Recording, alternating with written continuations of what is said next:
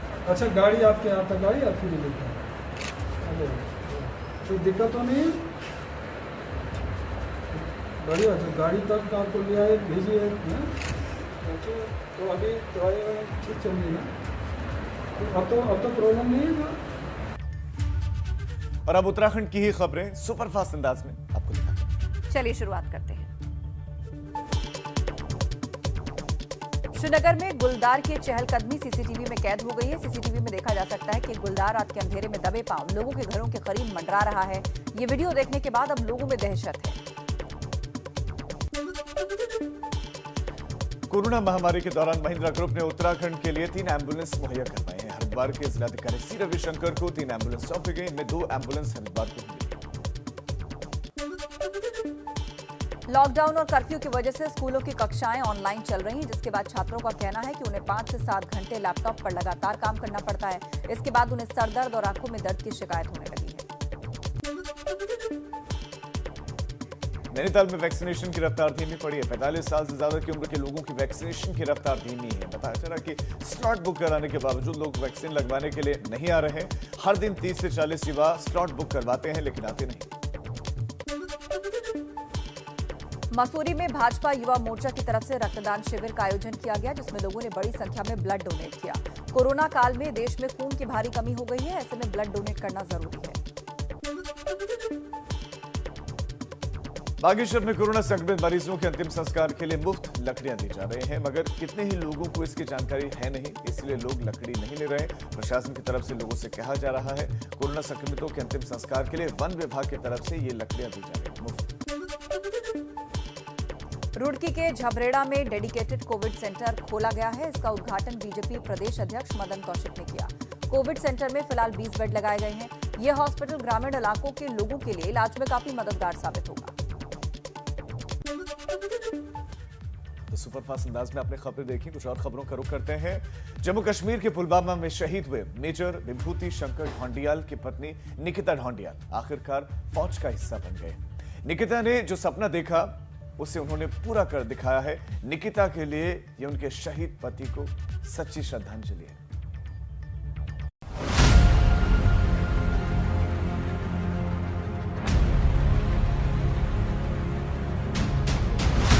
ये तस्वीर उस वक्त की है जब देवभूमि का लाल विभूति शंकर ढोंडियाल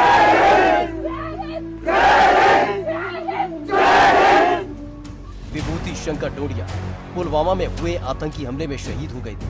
पति की शहादत निकिता के लिए ताउम्र का गम जरूर है, मगर निकिता ने अपने पति का सपना पूरा करने के लिए फौज में ही जाने की ठानी।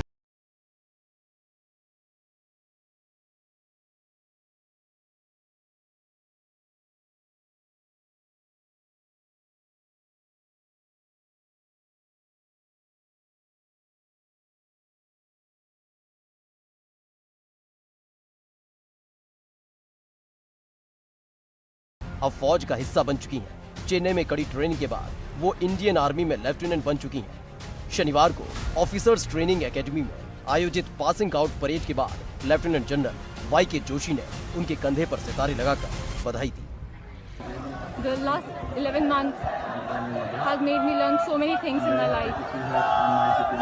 And I would like to thank everyone who have kept faith on me. My mother-in-law, my mother, and all those who have been part of the journey. And I just would like to end with saying that everyone, please have faith in yourself. There's absolutely nothing that can stop you from achieving what you have aimed for. Just have faith. Jai Hind, be safe. Lieutenant Nikita ने पिछले साल प्रयागराज में women entry scheme की परीक्षा पास की थी। अब वो सेना का हिस्सा बन चुकी है। जाहिर है ऐसी दिलेर महिला से हम सभी को जिंदगी में कुछ कर गुजरने का सबक जरूर लेना चाहिए। एबीपी गंगा के लिए दिल्ली से अविनाश तिवारी की रिपोर्ट। वाकई प्रेम इसी को कहते हैं, जुनून इसी को कहते हैं और सच्ची श्रद्धांजलि भी यही है।